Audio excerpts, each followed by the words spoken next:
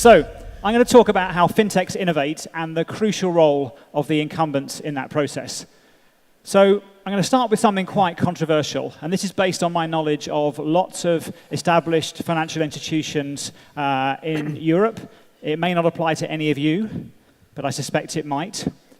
The incumbent bank situation is that you have got limited bandwidth for innovation. There's so much regulatory work, there's so much unstitching of the spaghetti that we heard about earlier, that you're focused on that. And you can rely on the incredible reach you've got, the branch networks, the existing customer relationships, and your very strong brands to keep your customers. And there's this relentless expectation, certainly in the listed banks, for this quarter-on-quarter profit enhancement, that you essentially are under pressure to charge what you can get away with.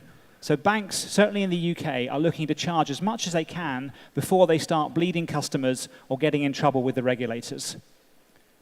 Contrast that with the fintech situation. So for a fintech, the only option is innovation. You're starting from nothing. You're starting from scratch.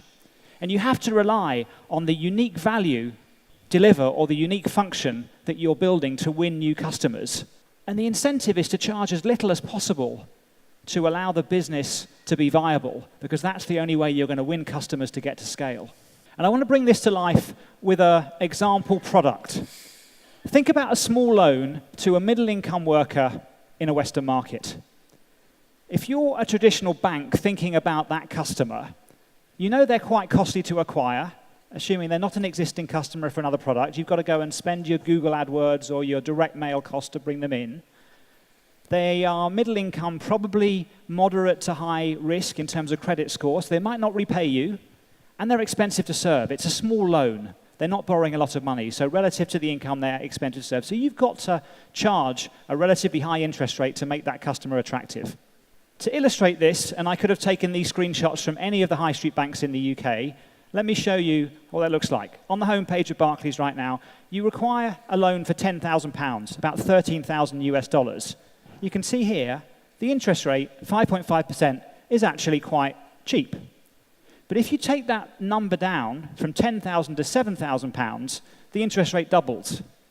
Take it down to 4,000 pounds, and realize that the average UK borrower has less than 3,000 pounds of unsecured debt, so your middle-income worker, it's doubled again to 20%. Just illustrating my earlier point, you have to charge a lot of interest to make these kind of customers attractive if you're a traditional high street bank. Fintech thinking. Now, I helped to co-found a business called Salary Finance, which looked at a way of avoiding some of these challenges. And so you have to think about the world differently. And is there a different way to reduce your costs so that you can reduce your pricing? And in this case, we decided to go through employers. Make low-cost loans an employee benefit. You go through the employer comms, so you're not paying for media dollars, so you've got very low cost to acquire.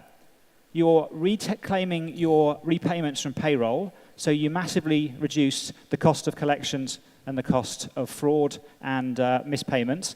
And it's all built from scratch with great APIs and automation, so low cost to serve. So you can charge very low interest rates. Redesign as a fintech the product to make it more effective. And just to show you that in traditional banking bar charts, a typical bank has got a bunch of cost elements that lead to a certain acceptable amount of margin, and therefore you have to charge that level of interest.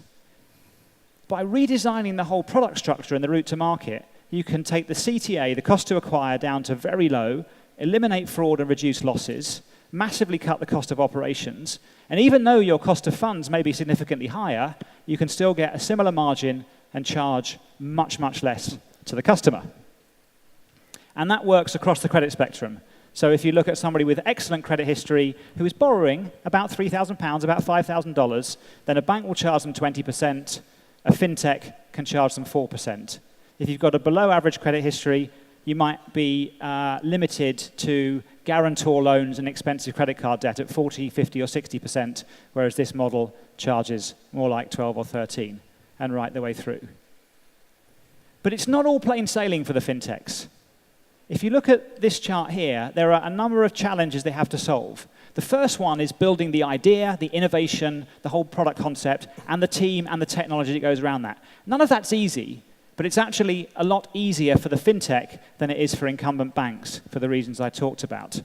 Getting a license, It's getting easier for the fintechs with the sandboxes like we have here in Bahrain, like we have in the UK.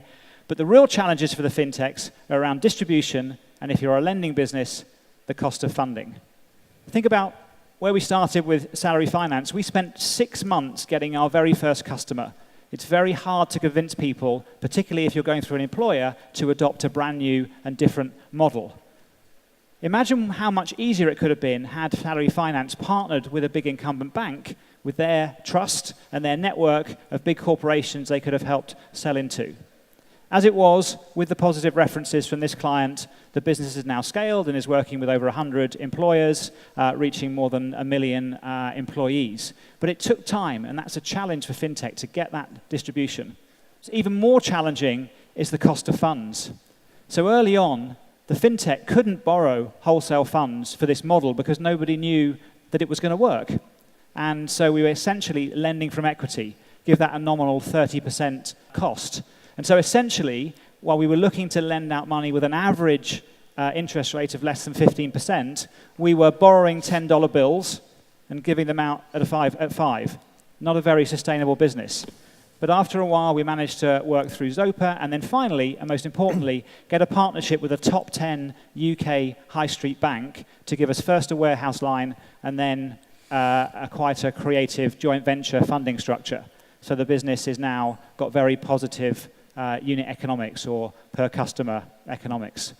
It's that fintechs can innovate and create great new businesses, but they are much more likely to be successful if they can do so in partnership with incumbent banks. And there's a very famous, often quoted saying from one of the top venture capitalists in the US, which is, the battle between every startup and incumbent comes down to whether the startup gets distribution before the incumbent gets innovation.